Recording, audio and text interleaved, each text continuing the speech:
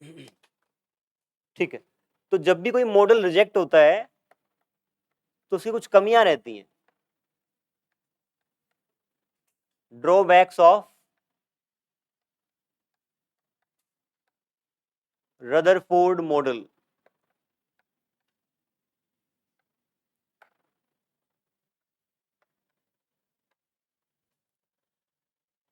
दो कमियां थी। पहला, it could not explain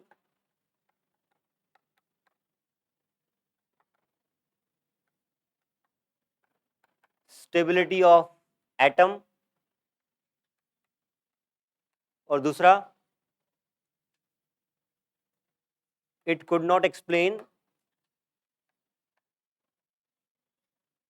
hydrogen spectra.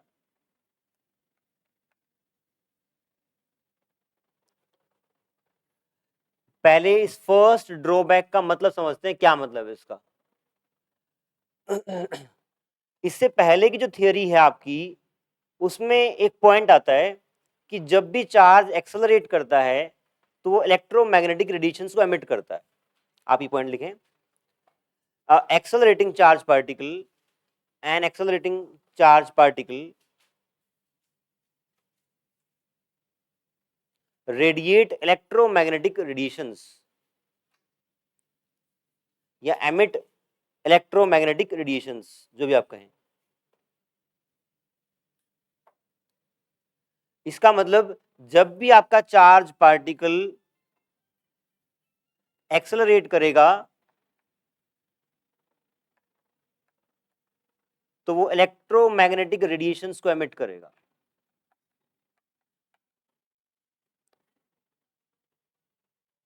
हाँ जी, किसका मोबाइल बज रहा है?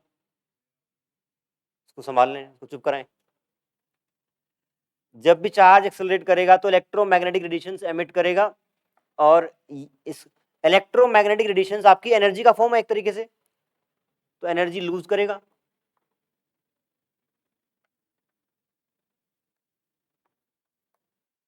ठीक है, क्या स्टेटमेंट है? Accelerating charge particle emit electromagnetic radiations and hence lose energy. अब आप एक बात बताएं, जो पॉजिटिव चार्ज है उसके सराउंडिंग में जब इलेक्ट्रॉन चक्कर काट रहा होगा, भले ही ये इलेक्ट्रॉन कांस्टेंट स्पीड से मूव कर रहा है, बट क्या वो एक्सेलरेट कर रहा है क्या? क्यों? हाँ, क्योंकि डायरेक्शन चेंज हो रही है, यहाँ पे वेलोसिटी बदल रही है, तो ये पार्टिकल एक्सेलरेट कर रहा है, और उसकी एक्सेलरेशन सेंटर की तरफ होती है v²/r, सेंट्रीपिटल एक्सेलरेशन। तो ये इलेक्ट्रॉन आपका चार्ज पार्टिकल भी है, एक्सेलरेट भी कर रहा है, देयरफॉर क्या करेगा? इलेक्ट्रोमैग्नेटिक रेडिएशंस को एमिट करेगा और एनर्जी लूज करेगा। एनर्जी लूज करेगा तो ग्रेजुअली इसको ऐसे कोलैप्स होके न्यूक्लियस में मिल जाना चाहिए, है ना। लिखें आप ये बात, अगर आगे लिख लें कि since electron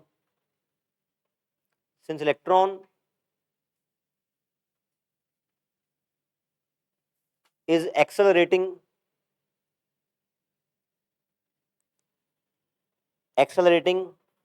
while moving in a circle,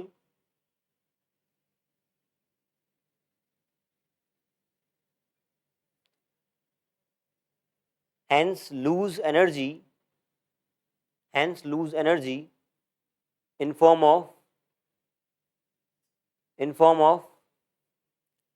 electromagnetic radiations,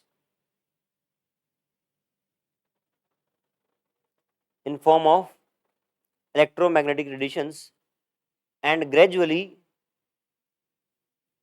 it should fall into nucleus itself.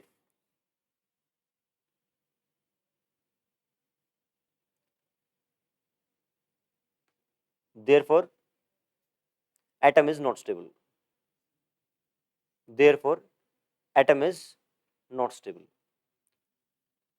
तो एटम की स्टेबिलिटी को रदरफोर्ड मॉडल एक्सप्लेन नहीं कर पाया। जो अगली स्टेटमेंट है, it could not explain hydrogen spectra, ये हम चैप्टर के एंड में डिस्कस करेंगे। इसका मतलब क्या है आप अभी लिख लें, अगर कहीं पे बोर्ड में आती है तो ये दोनों आपके ड्रॉबैक्स हैं उस थ्योरी के, इसको हम लास्ट में डिस्कस करेंगे। ठीक है, अब मूव करते हैं अगले मॉडल के ऊपर, बोर मॉडल के ऊपर।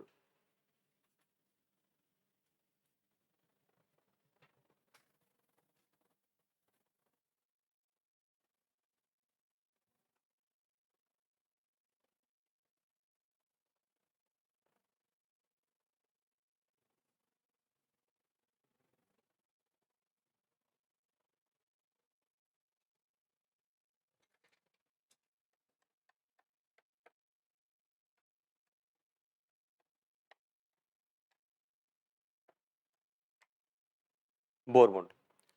बोर मॉडल के 3 बेसिक पोस्टुलेट्स हैं। पहले मैं जस्ट आपको समझा रहा हूं, फिर लिखवाऊंगा प्रॉपर्ली, पहले आप समझ लें क्या है। जैसे हमने कहा कि इससे पहले वाले केस में, रदरफोर्ड केस में, इलेक्ट्रॉन एक सर्कल में मूव करता है और वो अनस्टेबल है। इस मॉडल ने सिंपली ये बोला कि जो ऑर्बिट्स हैं stable non radiating orbits are present.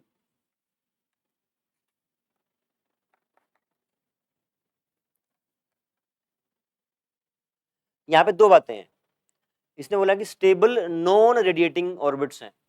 इसका मतलब भले ही आपका चार्ज एक्सेलरेट कर रहा है पर एनर्जी रेडिएट नहीं करता है। लॉजिक क्या है इस बात के पीछे?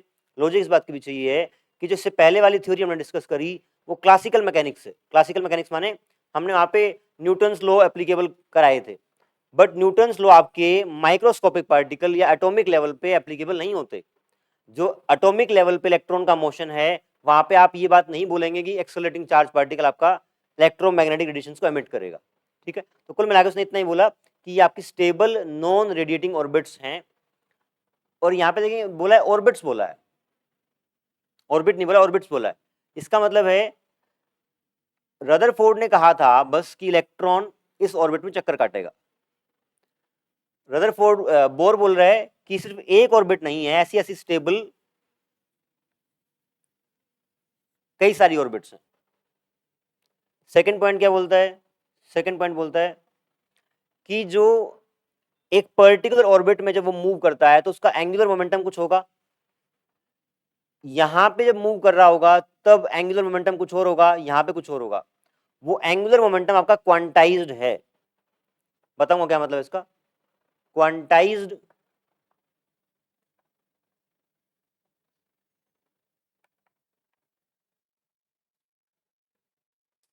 Angular momentum. पहले बताएं एंगुलर मोमेंटम समझते हैं सब लोग? किस किस को ध्यान है कि एंगुलर एंगुलर मोमेंटम होता क्या है? 1 2 3 बताएं बेटा क्या होता है? नहीं, v equal to r omega तो वो अलग चीज है। वो तो देख लें आप, आपके 2 तरह के मोशन, एक ट्रांसलेशनल मोशन, एक रोटेशनल मोशन। ट्रांसलेशनल मोशन में बहुत सारी चीजें होती हैं और उसके पैरेलल में रोटेशनल मोशन में होती हैं। जो यहाँ पर मोमेंटम होता है इन ट्रांसलेशनल मोशन, वैसा ही यहाँ पे एक टर्म होता है एंगुलर मोमेंटम।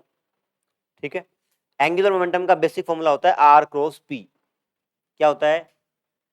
आप एल से रिप्रेजेंट करते हैं और ये आर क्रॉस पी होता है। अगर एक पार्टिकल सर्कल में मूव कर रहा है, लेट्स से इसका मोमेंटम p है और ये r है। r is position vector of the rotating particle या revolving particle and p is momentum. यहाँ पे r क्रॉस p करके, r क्रॉस p करेंगे तो r ऐसे है, p ऐसे है। r क्रॉस p से आपका ये जो डायरेक्शन आई है ये एंगुलर मोमेंटम की डायरेक्शन आ गई है। यहाँ पर r और p के बीच में एंगल कितना है? 90 डिग्री। अगर आप सिर्फ इसको मैथमेटिकली सोल्व करें तो आर पी साइन 90 1 हो गया।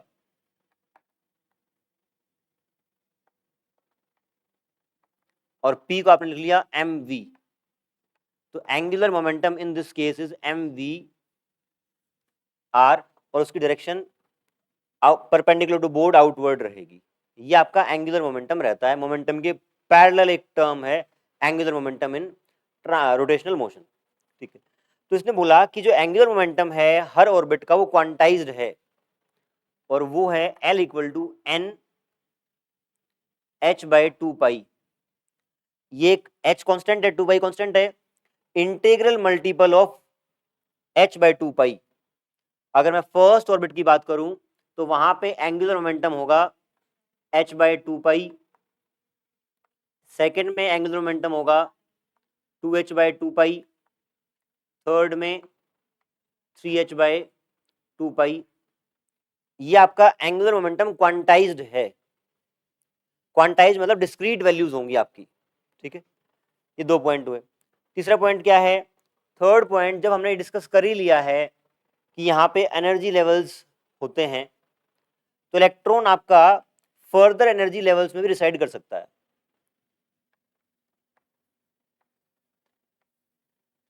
जैसे मान लो कि वो यहाँ पे थर्ड एनर्जी लेवल में है और इससे वो जंप कर रहा है सेकंड में, इलेक्ट्रॉन यहां था, यहां आ रहा है।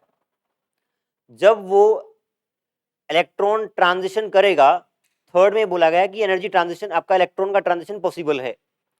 अगर इलेक्ट्रॉन ट्रांजिशन कर रहा है तो दो एनर्जी लेवल्स के बीच का जो गैप है, फॉर एग्जांपल इसको आप बोल दो E3, इसको बोल दो E2, जो E3 माइनस E2 के करस्पॉन्डिंग जितना एनर्जी गैप है, उतने ही एनर्जी का फोटोन यहां से एमिट होगा। जब आपका इलेक्ट्रॉन हायर स्टेट से लोअर स्टेट में आएगा तो वो इलेक्ट्रोमैग्नेटिक रेडिएशंस के फॉर्म में एमिशन करेगा, दैट इज फोटोन एमिट करेगा। उस फोटोन की एनर्जी कितनी होगी? H new. ठीक है, अपनी सारे यहाँ पे कुछ पूछना पूछ सकते हैं, नहीं तो फिर मैं लिखवा रहा हूँ कि क्या क्या पॉइंट्स हैं। ठीक है, देखिए आप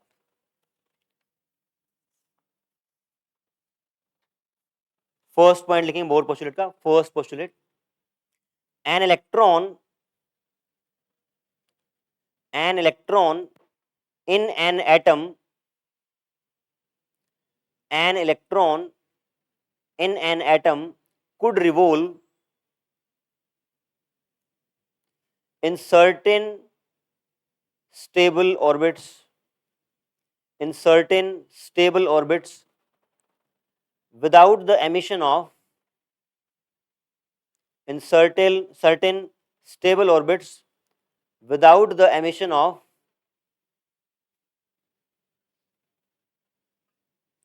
electromagnetic waves, EM waves। एक पर्टिकुलर ऑर्बिट में घूम सकता है without radiating energy in form of electromagnetic radiations. Full stop. Each atom, नहीं, फर्स्ट का ही पार्ट है। ईच एटम हैज सर्टेन, ये फर्स्ट पोस्टुलेट है। Each atom has certain definite, each atom has certain definite stable states, each atom has certain definite stable states in which it can exist,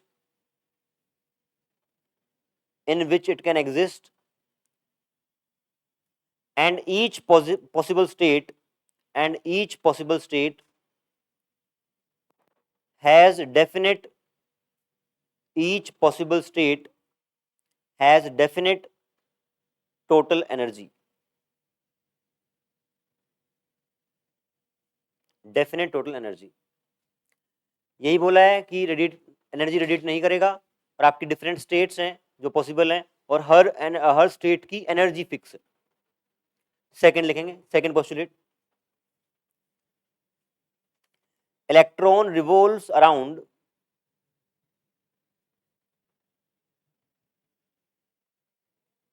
electron revolves around the nucleus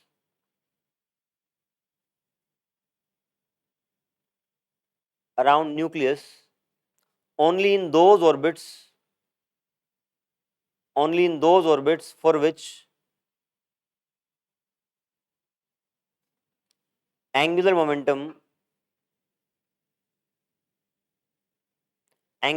is some integral multiple of h by 2 pi। साथ में आप लिख लेंगे L equal to NH by 2 pi, L equal to NH by 2 pi। और साथ में आप example note करना चाहें तो कर सकते हैं, L1 ये हो जाएगा, L2 ये, L3 ये, integral multiple of h by 2 pi, ये h by 2 pi है।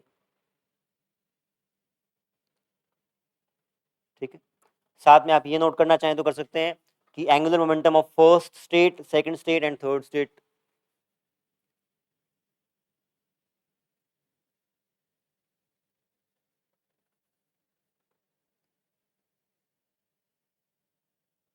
और ये फर्स्ट के साथ ही डायग्राम भी बना लेना बेशक की ऑर्बिट्स हैं, डिफरेंट ऑर्बिट्स आर पॉसिबल। अगला लिखें, an electron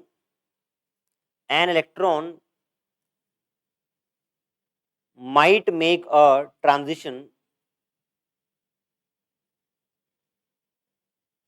an electron might make a transition from one of its specified non-radiating orbits, one of its specified non-radiating orbits to another of lower energy,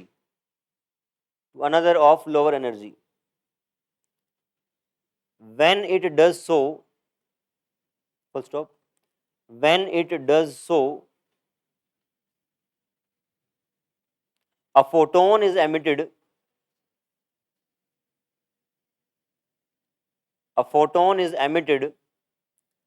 having energy equal to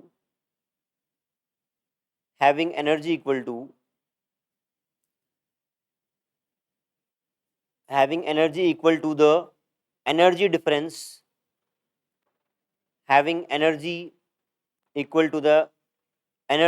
between initial and final states,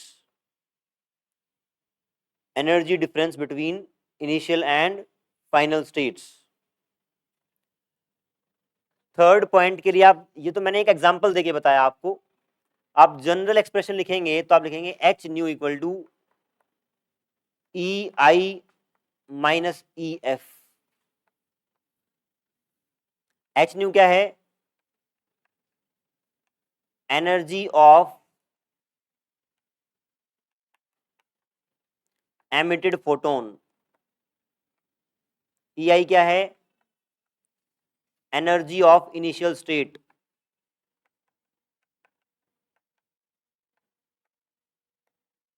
और E F क्या है?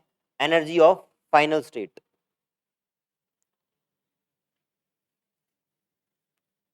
ये तीन आपके postulates हैं। हाँ, energy difference के corresponding एक ही फोटोन लिख देगा, एक इलेक्ट्रॉन ट्रांजिशन के लिए एक फोटोन।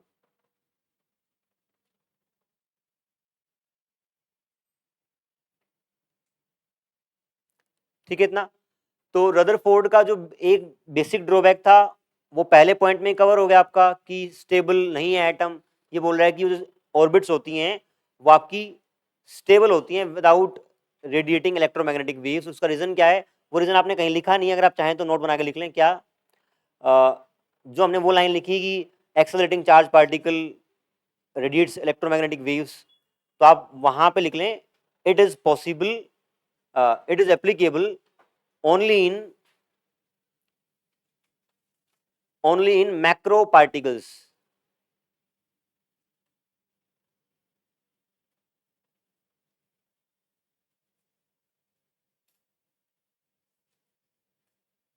जो स्टेटमेंट लिखवाई थी सिर्फ उसकी बात कर रहा हूं मैं, वो मैक्रो पार्टिकल्स के लिए एप्लीकेबल है, ना कि माइक्रो पार्टिकल्स लाइक इलेक्ट्रॉन्स।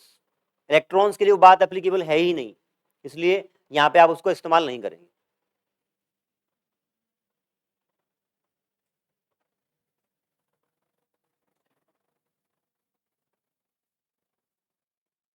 साहिल बता दें एक बार तीनों पॉइंट्स क्या क्या हैं, तीनों पोस्टुलेट्स क्या हैं? पहला क्या है?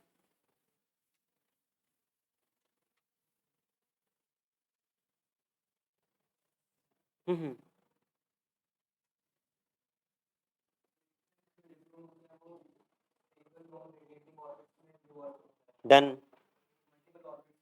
ठीक है, डन।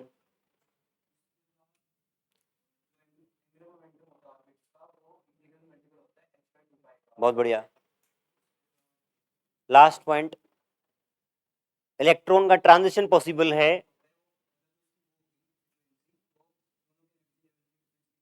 हाँ, एनर्जी, बेसिकली एनर्जी बोलेंगे।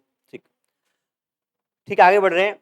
अब जो हमने कल डिस्कस किया था, हमने एक ऑर्बिट का रेडियस निकाला था, आज इसके प्रिंसिपल को यूज करके दोबारा निकालेंगे, है ना।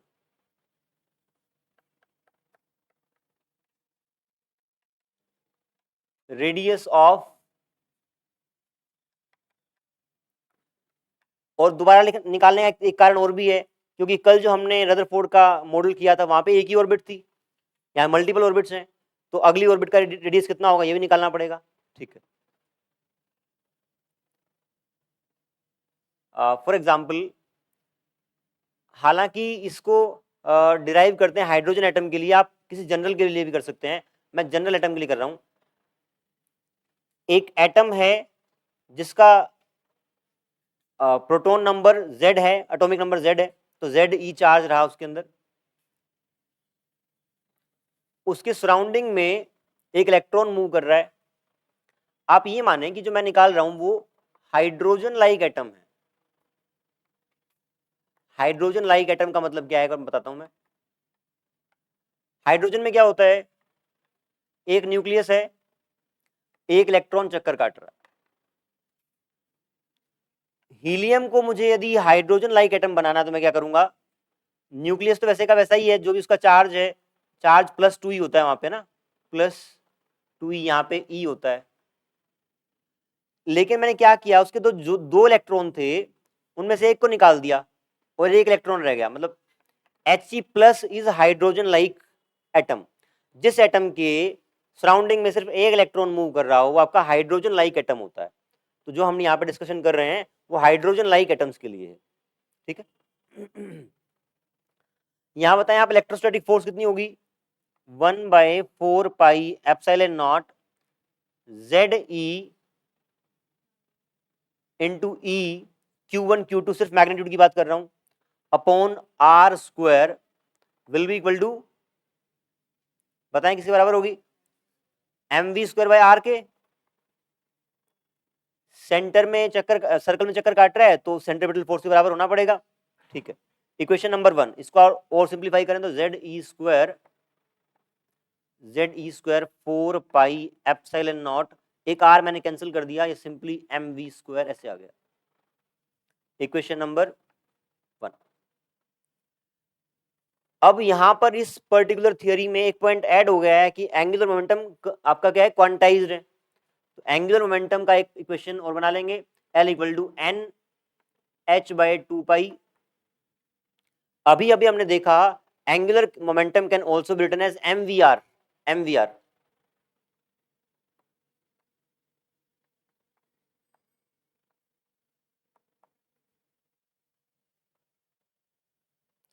M को आप चाहें तो साइड ले जाएं, या V निकाल लें, आप यहां से V निकाल लेंगे तो V will be NH2π MR।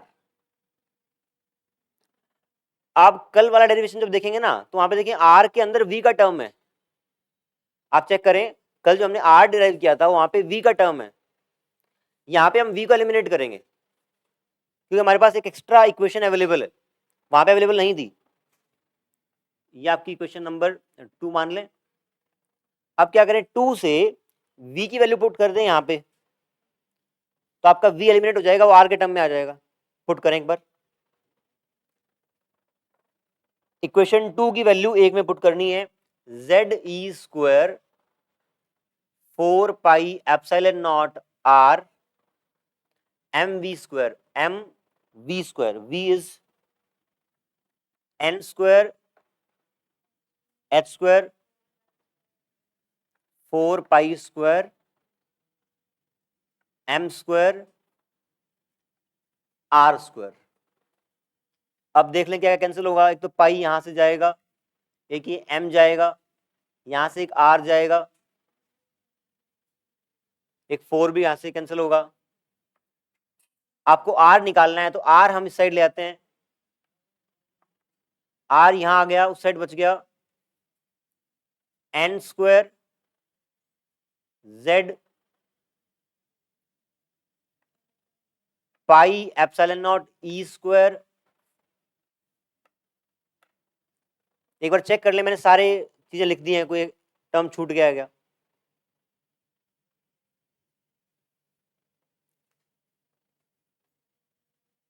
ये Z है,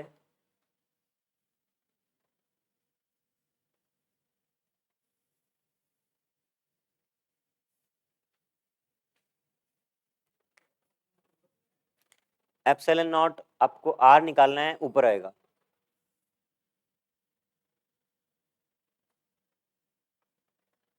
epsilon not an square H square, बाकी सब नीचे जेड पाई एम ई स्क्वायर।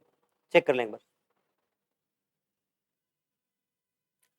यहां पे देखें अब एप्सिलॉन नॉट कांस्टेंट है, एच कांस्टेंट है, पाई कांस्टेंट है, चार्ज ऑफ इलेक्ट्रॉन कांस्टेंट है, मास ऑफ इलेक्ट्रॉन कांस्टेंट, सब कांस्टेंट हैं। इन सब की वैल्यूज यदि पुट कर दूं मैं तो आर बन जाता है N square by Z into 0.529 angstrom.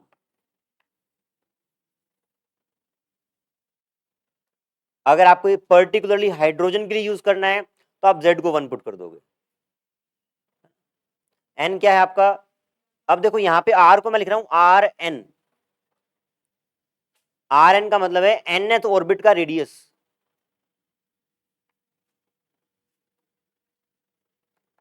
Radius of nth orbit. z क्या है, atomic number of nucleus, and n is nth orbit.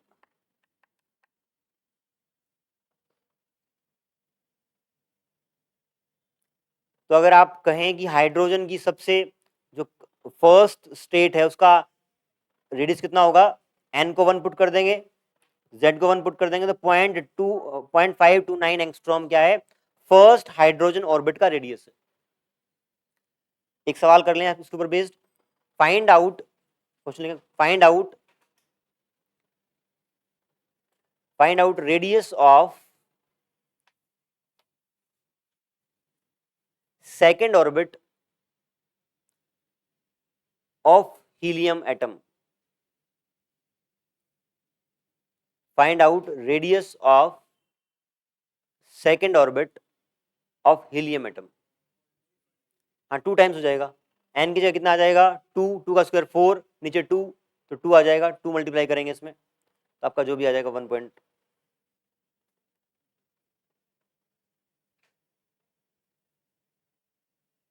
ठीक है, इंपॉर्टेंट फॉर्मूला है रदरफोर्ड के जो थियरी है उसके ऊपर बेस्ड एक ही न्यूमेरिकल बनता है क्लोजेस्ट अप्रोच का। यहाँ पे सारे न्यूमेरिकल्स बनते हैं। पहला फॉर्मूला ये तैयार हो गया आपका।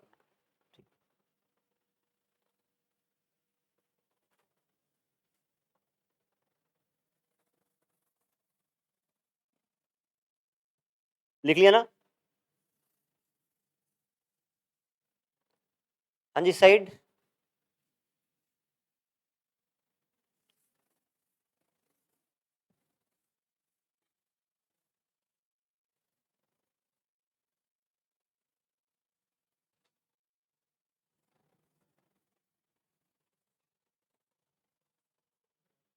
Next is velocity of revolving electron.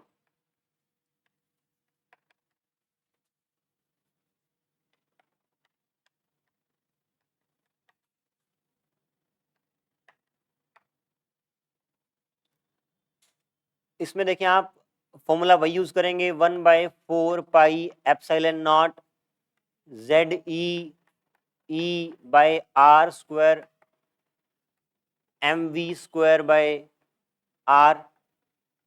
Are cut गया, इसके न्यूमेरिकल बहुत ज्यादा नहीं आते तो हम क्या करेंगे यहाँ पे सिर्फ ये देख रहे हैं कि जेड और एन पे कैसे डिपेंड करेगा, बस ये देखेंगे, है ना।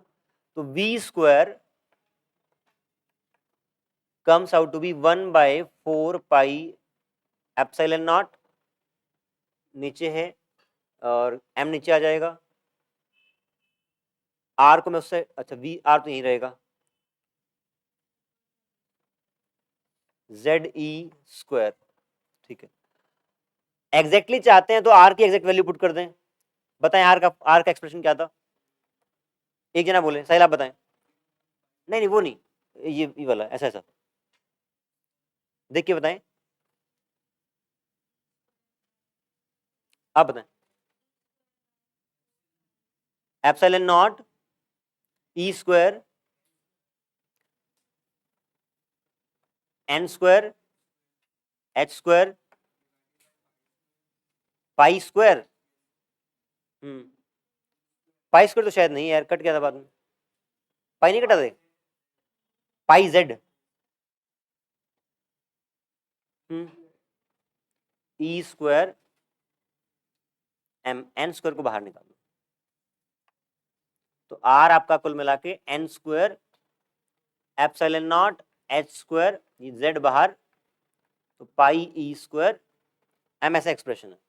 आपको v एग्जैक्ट चाहिए तो आप इसको यहां पुट करो r को,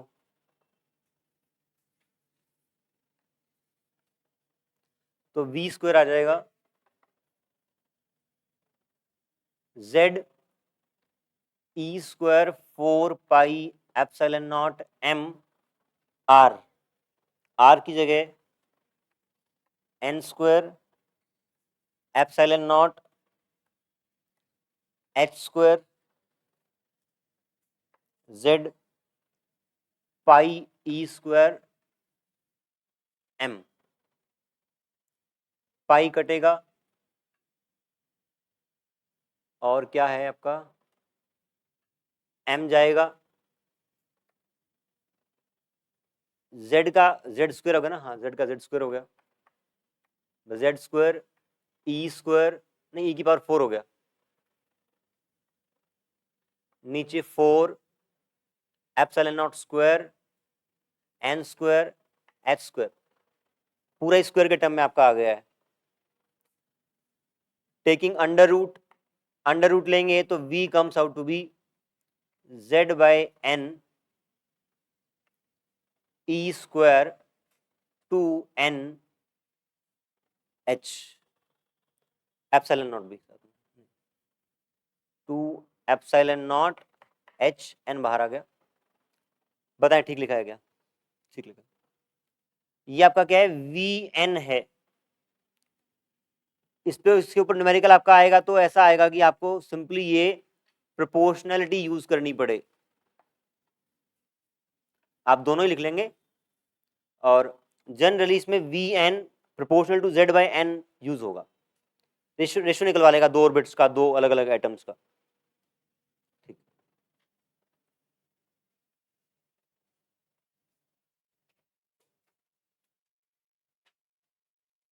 हाँ जी डन। नेक्स्ट आपका एनर्जी ऑफ nth ऑर्बिट,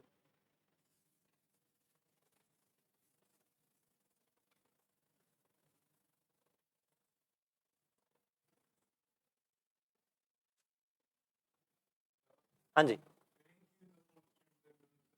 हाँ रख सकते हैं डेफिनेटली, अगर आप चाहते हैं तो मैं आपको बता देता हूँ।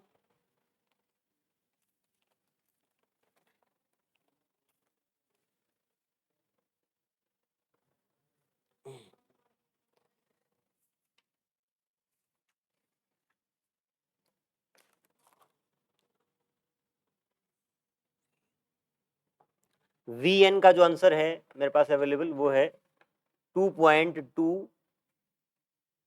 इंटू 10 की पावर 6 और बाहर है z बाय n, ठीक। Next we are discussing energy of electron in nth orbit, कितनी एनर्जी रहेगी वो हम चेक कर रहे हैं। सबसे पहले फॉर्मूला वहीं से शुरू करते हैं, 1/4 pi epsilon not Z E by R square equal to M V square by R, R cancel होगा,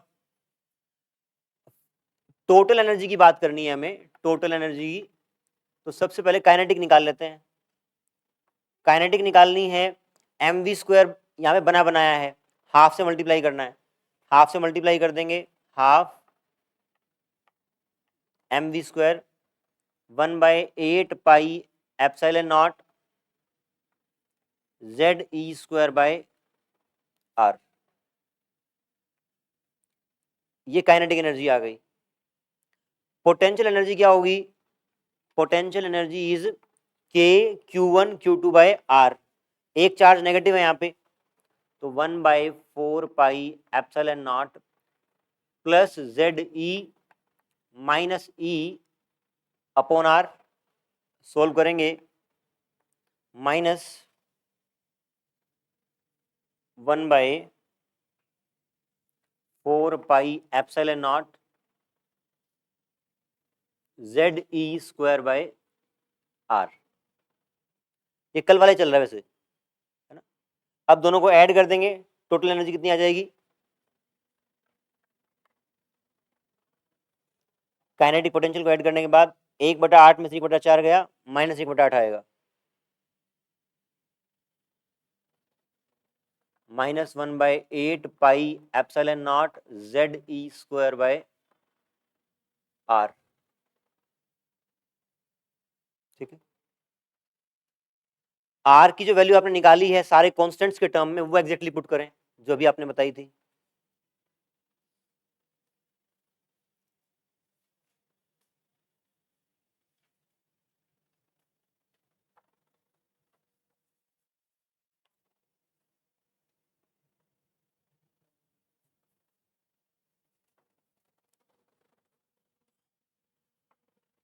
R की आई थी n square epsilon not h square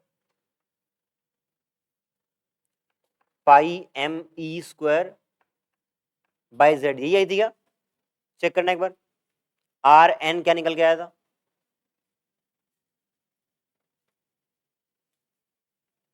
ये आया था, यहां पुट कर देंगे,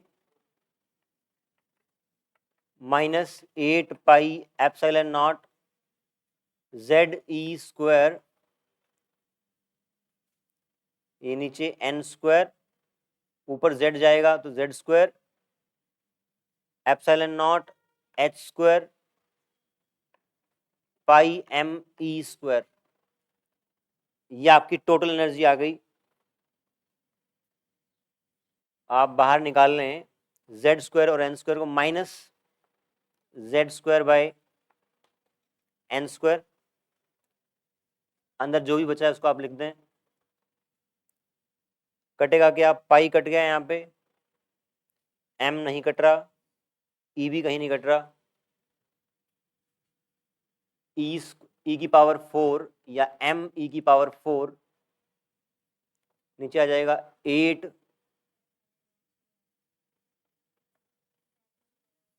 n स्क्वायर बाहर निकाल लिया, h स्क्वायर, हाँ जी z स्क्वायर आगे बाहर। इन सब की वैल्यूज पुट करने के बाद ये आंसर आता है -z square by n square 13.6 electron volt. ये टोटल एनर्जी है जब इलेक्ट्रॉन आपका nth ऑर्बिट में रहेगा। अगर हाइड्रोजन के लिए बात करेंगे तो z इक्वल टू 1 हो जाएगा। ठीक है, आप फटाफट फाइंड आउट कर दें, find out total energy of electron in first 4 orbits of hydrogen atom. Find out total energy of electron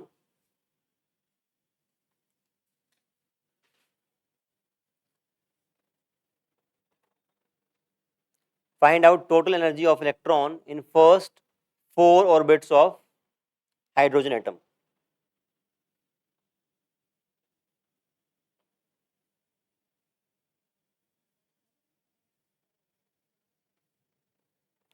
Z1 put करना है और आप फिर n को 1 फिर 2 फिर 3 फिर 4 पुट कर देंगे।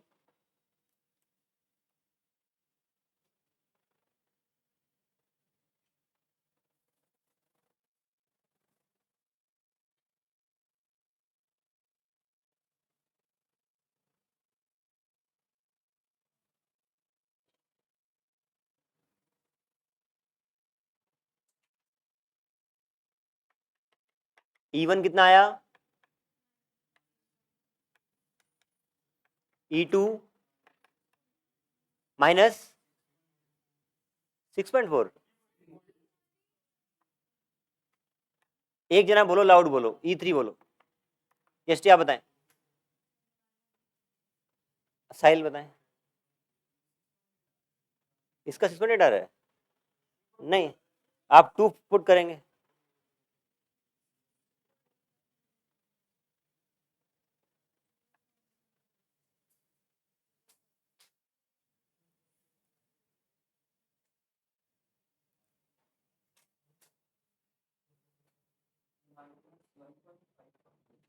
-1.5,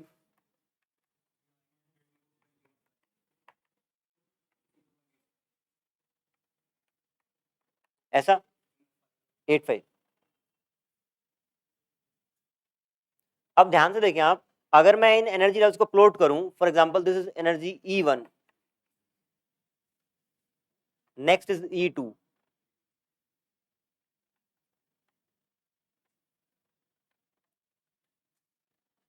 आप ये देखें जैसे जैसे आप ऊपर जाएंगे तो क्या एनर्जी डिफरेंस कम होता जा रहा है क्या? पहले में देखें आप लगभग 10 का एनर्जी डिफरेंस है, फिर 1.5 का है, फिर उससे भी कम 0.8 का है। तो एनर्जी डिफरेंस आपका कम होता जाता है जैसे हम ऊपर जाते हैं। ये आपके एनर्जी लेवल्स हैं इलेक्ट्रॉन के इन एन हाइड्रोजन एटम। ठीक है, यहीं तक करते हैं आज, आगे कल बढ़ते हैं।